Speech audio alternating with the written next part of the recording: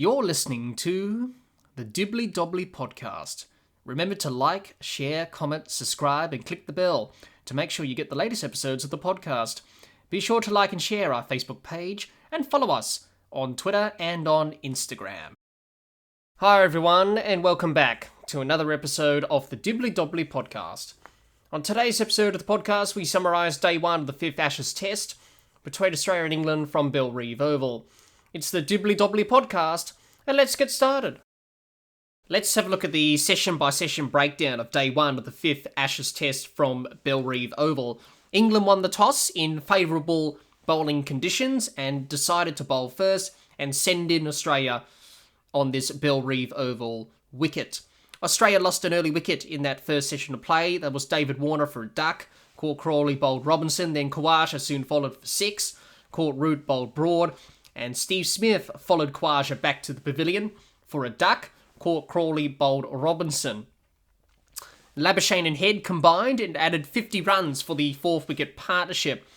Labuschagne was the next wicket to go for Australia just before lunch for 44, bowled by Broad, and Labuschagne and Head added 71 runs for the 4th wicket partnership.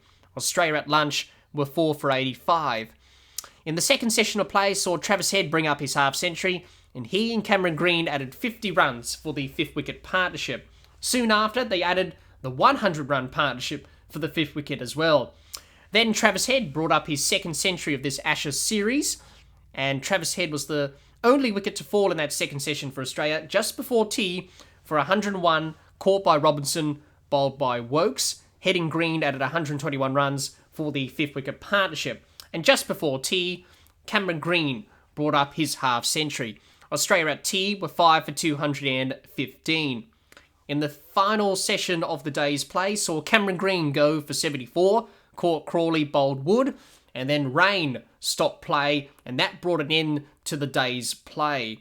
Australia at stumps are 6 for 241, with Alex Carey 10 not out, and Mitchell Starc 0 not out. My thoughts on the day: I thought it was a great day of Test match cricket, and what a way to play the first ever Ashes Test at Bellerive Oval. And the people of Hobart had an entertaining day one of this 5th Ashes Test, and it was full of excitement, full of entertainment, and some very good cricket.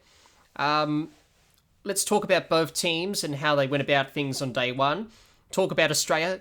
Australia in a bit of trouble early at 3 for 12 inside 9.5 overs. The pitch was doing plenty. The pitch had a covering of green grass on it, overhead conditions, batting was difficult, looking like Australia would be bowled out for a low score on this wicket. And obviously Australia don't have good memories of Bellerive Oval, especially from the last Test match that was played here a few years ago. That was back in 2016-17 when they played that Test match against South Africa, and they got bowled out for 80 odd on that wicket, which was similar to this wicket in this 5th Ashes Test match. A bit of green grass on it, ball was doing plenty, and they came across the South African attack, who were bowling well and managed to bowl Australia out for 80. So probably those memories of that game were coming back to Australia, obviously, when they were 3 for 12, in a bit of trouble, England on top. For the first time of the series, they got Australia's top order under pressure. But that soon changed. Australia were able to rescue themselves and get back into a strong position in this match, finishing day one on 6 for 241. The partnership between Marnus Labuschagne and Travis Head was a key moment in the day's play, and certainly a key moment for Australia in terms of them pushing to win this Test match. It was a brilliant counter-attacking partnership between Labuschagne and Head. They added 71 for the 4th wicket, and that changed the momentum of the Test match in favour of Australia. And you could see the momentum changing, and you could see England very concerned when that partnership was scoring at a good rate. Labuschagne and Head thought, well, there's going to be a ball with our name on it on this pitch. We might as well go out there, counter-attack, be aggressive, look to score, and look to put England under pressure. And they certainly did that. And as soon as they did that, you see England becoming defensive. You saw Joe Root setting defensive fields, looking a bit worried because this partnership was scoring at a good rate. 71 was a very good rate to be scoring at in terms of the run rate. And Labuschagne played well for his 44 or 53 balls in that partnership. Unfortunately, he got out before lunch, but he did the good work. He set up the platform for Australia and for Travis Head, and also for Cameron Green to go on with it and continue the counter-attacking. And obviously, the Travis Head and Cameron Green partnership kept that aggressive attacking, positive intent going and piled on the runs, especially in that second session of play. Australia were able to score over 130 runs in that second session of play, which really put England on the back foot. And it didn't help England at all, this partnership. This partnership was getting Australia back into a strong position in the match, and they certainly have done that at the end of day one.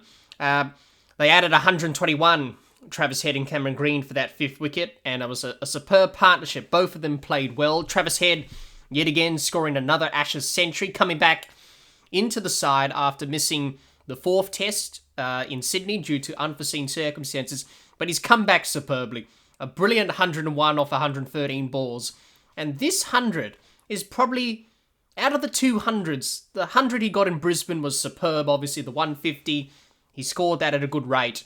But this 100 here is probably the best out of the two, given the situation, given the conditions here at Hobart, given how Australia were in trouble at 3 for 12. He came in, played his shots, and he scored over 101 runs at a strike rate of 89, which is unbelievable. It just shows how fast Travis Head can score. And we saw that at the Gabba, and we saw that here in Hobart. He batted well. Cameron Green batted well as well for his 74 of 109 balls. I thought Cameron Green looked better with the bat in this test match than he did in Sydney. Obviously, he played well in Sydney, but I thought he played even better here in Hobart. He was aggressive, looking to score. He scored all around the wicket. He really put the England bowlers on the back foot. So it was a really good partnership he had with Travis Head, which has put Australia in a very good position at the end of day one. 6 for 241, and Australia were able to get themselves out of a bit of a jam and get back into this test match and in a very good position. We'll talk about England.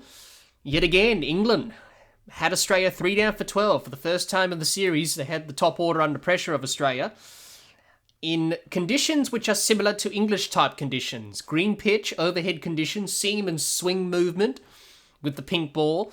But England, as they have done in this series, when opportunities present themselves, they haven't been able to take them. And the partnerships of Labuschagne, Head and Head and Green put them under pressure. They didn't bowl well. Their lines and lengths were inconsistent. They bowled rubbish at times, and they did. Mark Wood was expensive. Chris Wokes was expensive as well. Stuart Broad bowled okay. Robinson bowled okay. Joe Root was expensive himself, but he had to bowl some overs because Robinson went down during day one, obviously with a bit of a back injury, it looks like. So that's not good for England, being a bowler down. And obviously, given that Ben Stokes can't bowl because of that side injury, Joe Root had to bowl 10 overs of spin in conditions that were favourable for the seamers. So it just shows again that England failed to grasp the opportunity. And yet again, Australia just ripped those opportunities out of England's hands.